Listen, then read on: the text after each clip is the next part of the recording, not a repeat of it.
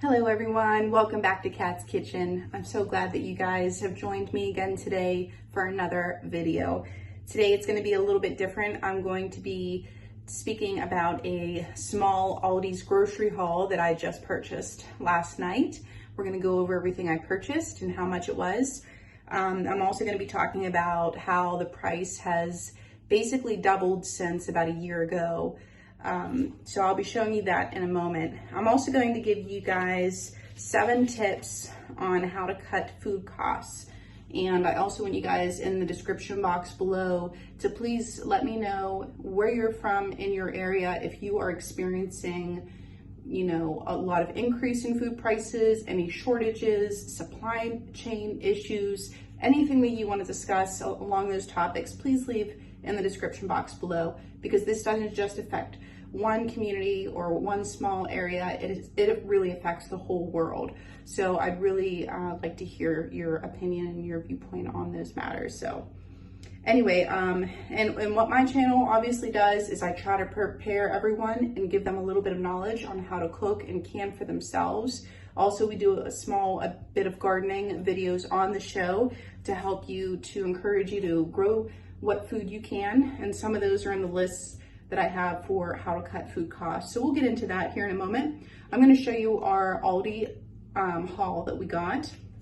And yeah, so we're going to get right into that. I hope you guys enjoy this kind of video. If you'd like to see more of these hauls or food saving tips, etc., please let me know, and I will hopefully get some more out for you guys. So here we go.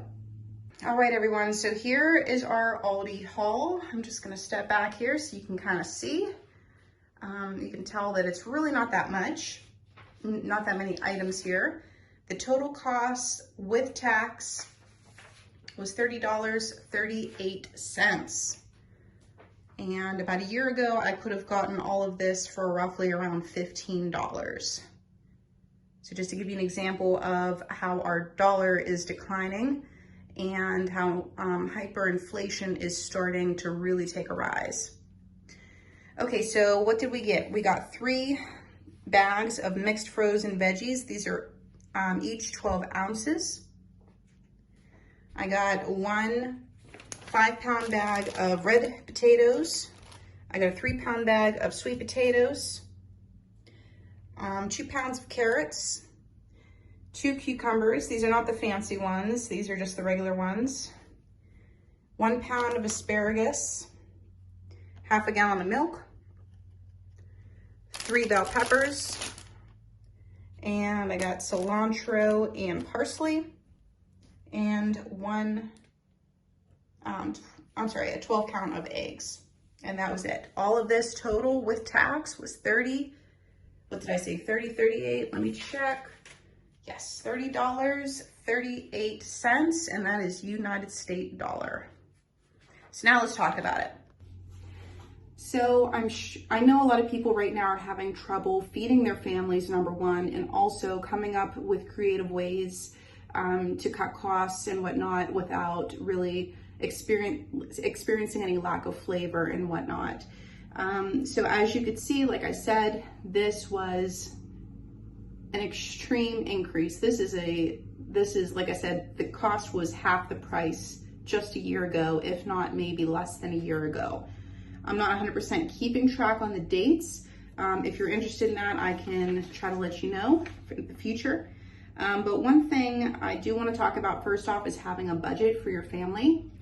So I know sometimes it can be hard to have a budget, but I would encourage people to do that, or at least kind of stay within certain parameters so that they don't kind of get too off base.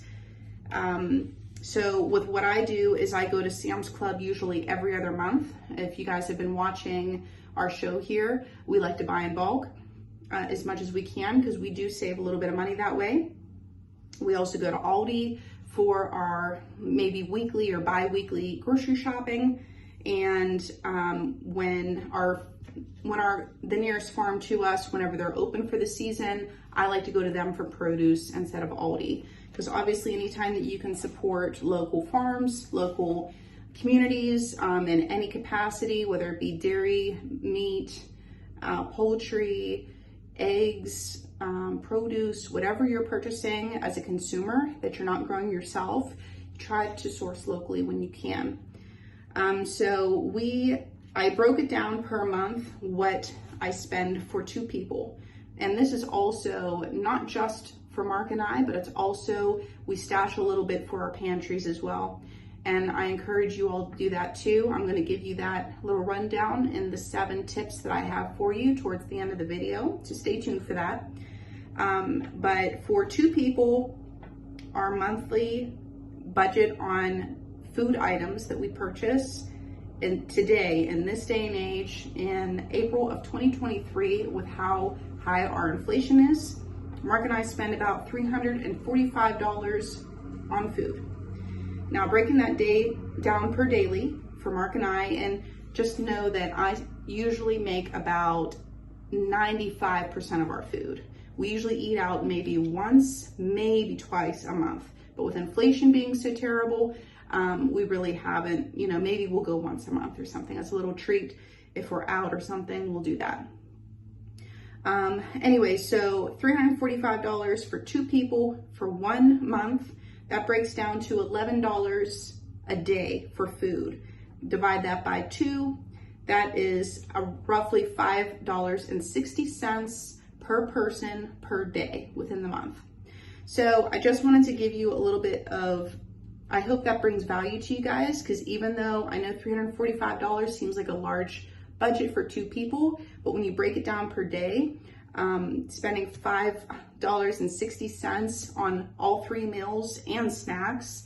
I don't eat many snacks, but I do buy snacks for Mark because he's not in the home for work. So I like to make sure that he's taken care of if he's not able to get home in a timely manner, such as like right for dinner time or whatever. So that $5.60 includes 3 meals a day, and we'll say 1 or 2 snacks a day.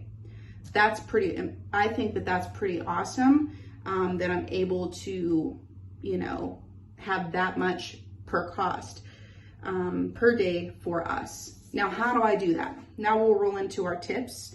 So my number 1 tip is to grow whatever you can. If you live in a small space, just start with maybe small pots, maybe some indoor plants or patio plants, or if you have a larger window sill, or if you have a small balcony or a small patio. Try small, start small, see what you can grow, see what you can work your way up to.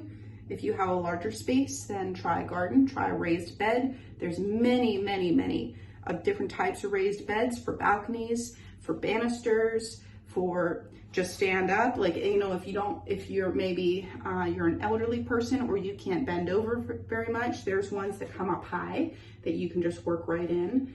There's ones that are low. You can till your grass up and plant a garden right in ground. There's many, many different ways. And I am not a garden master, but there's plenty of YouTube videos and channels all about gardening. I would encourage you all to look at that.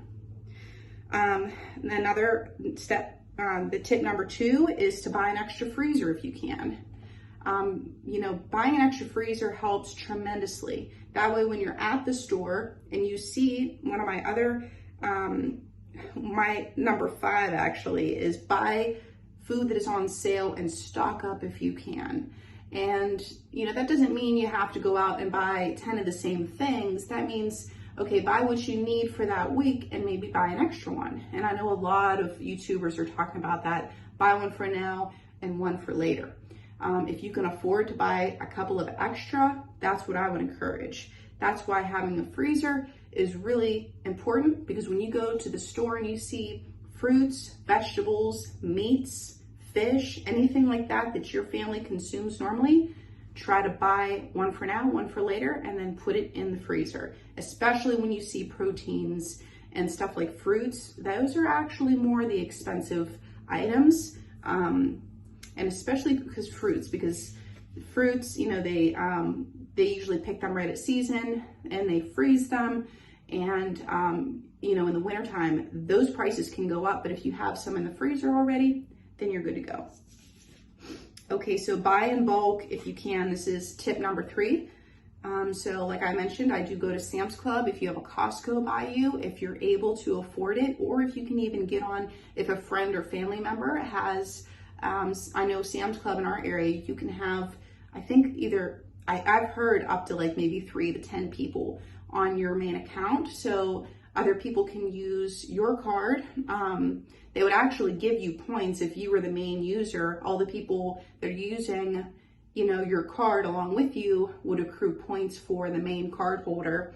And that's a way for people that maybe don't want to purchase the whole membership themselves. They can get some of those wholesale savings by going to those wholesale markets. So definitely look into that.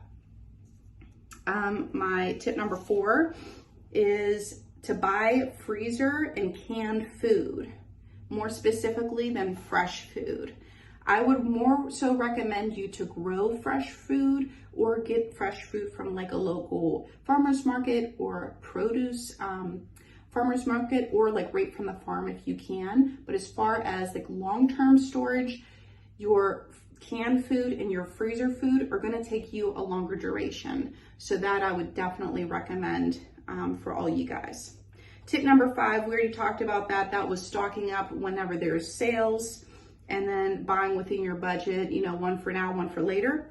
Step 6 is to preserve food in all ways. And I just have a few listed here. And if I don't mention something here, if you guys hear something or know something, please leave it in the comments for us to learn about in the description box below, because we're just trying to help everyone here and just trying to do the best we can with what we have. So the number 1 for me is canning. So learn how to can. I have a lot of canning videos on my website, on my channel here, that you can check out. There's also a lot of other great YouTubers that can. You can look up pretty much anything, type it in the search bar, whatever you want to can, and see if it's applicable. You can also go to the National Home for Food Preservation.com website and see if what you're looking to can is safe to can. Or get yourself a ball canning book. But if you want to look up that website before you purchase anything, just to kind of get your feet wet and get the knowledge of it first, I would definitely encourage that. Number 2 under preservation is dehydrating. I have not dehydrated yet, but I'm looking to this summer. I know we want to make some beef jerky, and we're probably going to be dehydrating some stuff from hopefully what produces in the garden. We're going to be checking out some new things. Another one is salt curing fish and meats. So I have not done this yet either, but I am going to look into it because I think it's wise that we learn how to preserve in many different facets. And if you all have done any salt curing, please let me know. And down in the description box, if you have any good resources for me to look at, videos, articles, anything, I'd appreciate it. And freeze drying as well. I do not have a freeze dryer, but I have a lot of YouTube friends that freeze dry, and they really do enjoy it. That is more of an upfront cost because I know they're more expensive. But once you do have it, it does save you a lot of money in the long run if it's something that you can save up towards. And the other one I have is water glassing eggs. So that is also another one that I've heard of. I do not have chickens as of yet, so I have not had to use that. But anyway, so those are just a few examples. Like I said, if you have more, please leave them in the description box below for us. And then my number 7 tip is to prepare your own food as much as possible. Like I said, I try to plan ahead, and I try to prepare meals for us, breakfast, lunch, and dinner, for roughly about 90% of our meals for every month. So I would just encourage you guys to do the same as well. All right, everybody, I had to move because my camera wanted to die, so we're charging it up now. But I wanted to conclude the video by saying, I've talked to a lot of people about this issue, about the food costs, about inflation, and I have to be honest, some people don't think it's going to change as far as get better. Some people know it's going to get worse, and other people think that it's just going to stop someday and the prices will come down and we'll all be hunky-dory. I am not necessarily someone that thinks that they are going to come down. I think that they are going to increase, and I would obviously recommend you to do your own research on that if you care to. The reason why I like to look into those things, because economics and finances go hand in hand with everything that we are dealing with on a daily basis. There are a few different ways that we can maybe combat inflation. One is making more money, obviously, and that can be meaning in many different capacities. It could be meaning in investments. You could put a little extra money aside that you may have and put it towards, we'll say, Bitcoin, or if you like stocks or you like day trading, there's Robinhood. There's so many different ways to invest. I'm not going to advocate for any which one. If you ask me which one I like to do, I will tell you, but then there are definitely ones that are not applicable. There are ones that will definitely not take you very far. I've talked about this in my 2023 video, welcoming in the new year, about investing. You definitely have to make sure your source is valid. I will always recommend Robert Kiyosaki to everyone. Go check out his Rich Dad Radio on YouTube. Always recommend him. He talks about all things finances, different ways to invest, and he is not shy about telling you what he's invested in. And you can get, even though he is a big whale in the industry, you can get involved in some of those investments even on, micro level, which is really, really cool. So, so I would definitely recommend those things as far as investing. That way you can kind of create a little bit more money with your current income. If you're able to start another business or a service for people, something that you are really creative at, or, a special skill that you have that you can outsource to other people. And that could be a multitude of different things. It could be as simple as dog walking or babysitting, just another kind of side hustle in a way. And, I know there's the, what is it called? The Instacart. There's Instacart if you want to kind of already get with an organization. There's Uber and Lyft. I know people have done that. I don't know if I would recommend that necessarily. I know there's been a lot of, depending on which area you live in, and usually for that to work, you have to live in more of a densely populated area. But I know there's been a little bit of trouble with that, we'll say. Kidnappings and whatnot. So I don't know if I'd really recommend Uber or Lyft, but I just want people to know. And there's other things online too that you can do. Like if you are an expert in something, or even like if you've studied something, we'll say finances for an example, or helping people get jobs, look through YouTube and see what people are talking about. And you can maybe even start a little business or a consultation service on that. You could start a YouTube channel. Once you get to so many subscribers, you can start making some money off of it. It's all about giving back to people, and then it'll come back to you. Even if you maybe start a little catering business or something like that. Granted, you got to check to see all of the logistics behind it and see if you want to, go through all those little hoops that you got to jump through. But if you want it bad enough, you will have it. And I've been there before. And, Mark and I both have, and we're still going through it. We're still trying to stay on top of the game and get ahead of things. And we just encourage all of you guys to do the same thing. But we don't want people to think that blindly that it's going to get better when, when you talk to higher educated people with finance. And I will keep recommending Robert Kiyosaki because he is a big whale when it comes to those things. Even Elon Musk. Whether you like them or you don't like them, I think it's important to understand what kind of, financial status that they are, and understand where they're coming from whenever they talk about worldly issues, economic issues, and financial crisis, because we definitely are in a financial crisis right now. Look at how many people are getting laid off from Google, ESPN, et cetera, even my job. A lot of big and small companies are laying people off, especially in the tech industry right now. So I would just, please take what I say and research it for yourself and try to find those little ways to help you better support yourself and your family and keep some food on hand. I would recommend at least a year for you and your family. And the reason being is just in case anything happens. What if inflation keeps going up and you can buy food cheaper today than you can obviously tomorrow, but we'll say even next week, and maybe next year you can't afford food. But if you at least have a cushion of food, then you're going to be better off. And in the meantime, you can try to help yourself and make more money in some form of capacity. So I just hope that encourages you all. It's been on my heart to talk about this, and I hope that you all enjoy this because it's something that we all need to stick together and continue to talk about so that we can help support each other and our loved ones. So I hope you all are doing well, and I will see you on the next one. Thanks for watching, guys. Bye-bye.